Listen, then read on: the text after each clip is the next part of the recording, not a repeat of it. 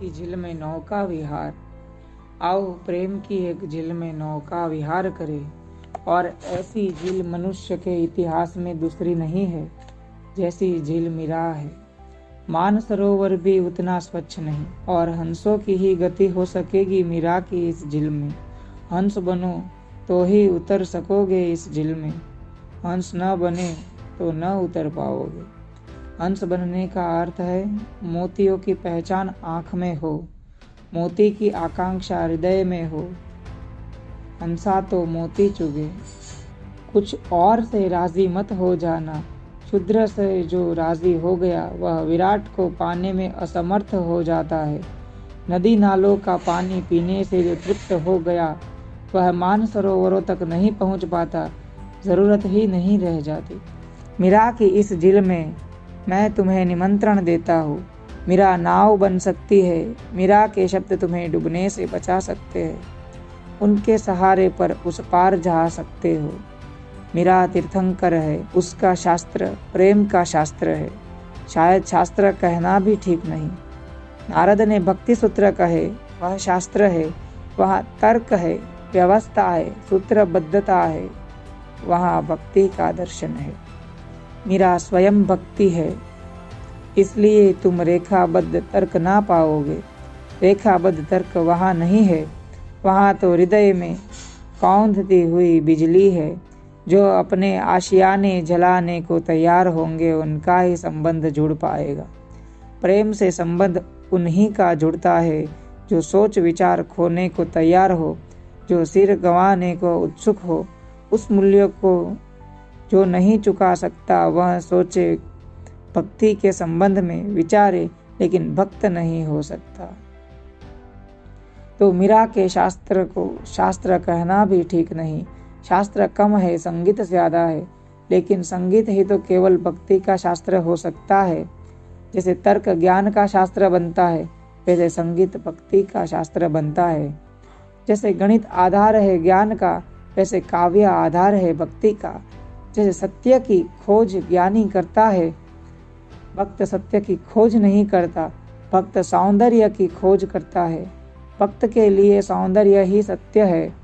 ज्ञानी कहता है सत्य सुंदर है, भक्त कहता है सौंदर्य सत्य है। रविंद्रनाथ ने कहा है ब्यूटी इज ट्रूथ, सौंदर्य सत्य है। रविंद्रनाथ के पास भी वैसा ही हृदय है जैसा मीरा के पास, लेकिन रविंद्रनाथ पुरुष है।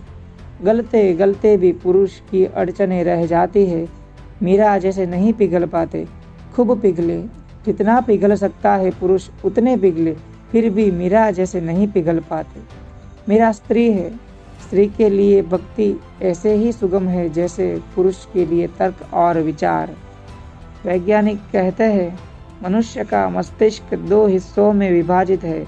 बाएं तरफ जो मस्तिष्क है वह सोच विचार करता है, गणित तर्क नियम, वहाँ सब श्रृंखलाबद्ध है। और दाईं तरफ जो मस्तिष्क है वहाँ सोच विचार नहीं है, वहाँ भाव है, वहाँ अनुभूति है, वहाँ संगीत की चोट पड़ती है, वहाँ तर्क का कोई प्रभाव नहीं होता, वहाँ लयबद्धता पहुँचती है, वहाँ नृत्य पहुँचता है, सिद्धांत नहीं पहुँचते। स्त्री दाएं तरफ के मस्तिष्क से जीती है, पुरुष बाएं तरफ के मस्तिष्क से जीता है। इसीलिए स्त्री पुरुष के बीच बात भी मुश्किल होती है, कोई मेल नहीं बैठता दिखता है। पुरुष कुछ कहता है, स्त्री कुछ कहती है। पुरुष और ढंग से सोचता है, स्त्री और ढंग से सोचती है। उनके सोचने की प्रक्रियाएं अलग है। स्त्री विधिवत नहीं सोचती, सीधी छलांग लेती है, निष्कर्षों पर पहुंच जाती है। पुरुष निष्कर्ष पर नहीं पहुंचता, विधियों से गुजरता है, क्रमबद्ध एक एक कदम। प्रेम में कोई विधि नहीं होती, विधान नहीं होता। प्रेम की क्या विधि और क्या विधान। हो जाता है बिजली की कौंध की तरह, हो गया तो हो गया, नहीं हुआ तो करने का कोई उपाय नहीं है।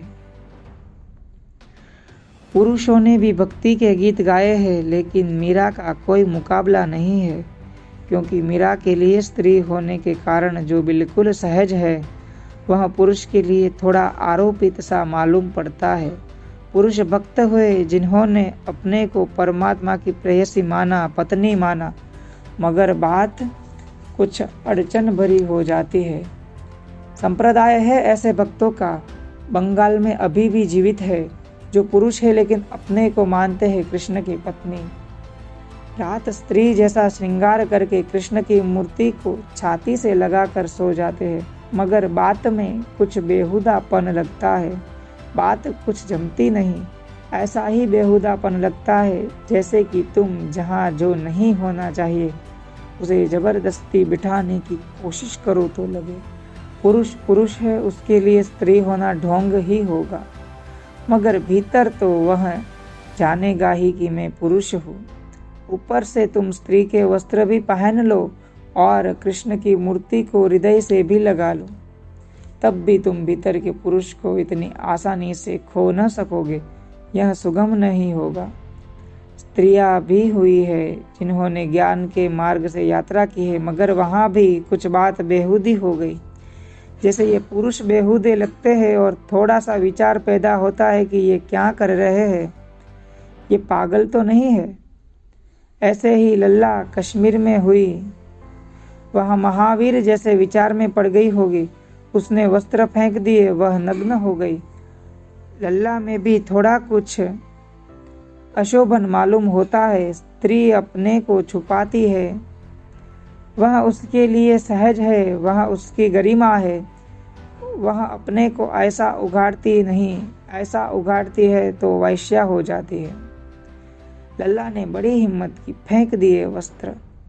असाधारण स्त्री रही होगी, लेकिन थोड़ी सी अस्वाभाविक मालूम होती है बात। महावीर के लिए नग्न खड़े हो जाना स्वाभाविक नहीं लगता, बिल्कुल स्वाभाविक लगता है, ऐसी ही बात है। मीरा में जैसी सहज उद्भावना हुई है, भक्ति की कहीं भी नहीं है। भक्त और भी हुए हैं, लेकिन सब मीरा के पीछे पड़ गए, पिछड़ गए। मीरा का तारा बहुत जगमगाता हुआ तारा है, आओ इस तारे की तरफ चले।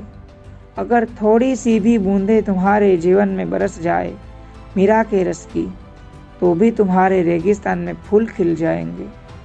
अगर तुम्हारे हृदय में थोड़े से भी वे आंसू घुमड़ आए जैसे मीरा को घुमड़े, और तुम्हारे हृदय में थोड़े से राग बजने लगे जैसा मीरा को बजा, थोड़ा सा सही, एक बूंद भी तुम्हें रंग जाएगी और नया कर जाएगी।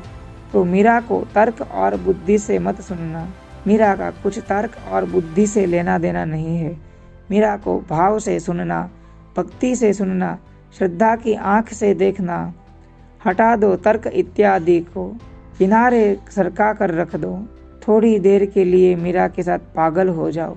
यह मस्तों की दुनिया है, वह प्रेमियों की दुनिया है, तो ही तुम समझ पाओगे, अन्यथा चूक जाओगे।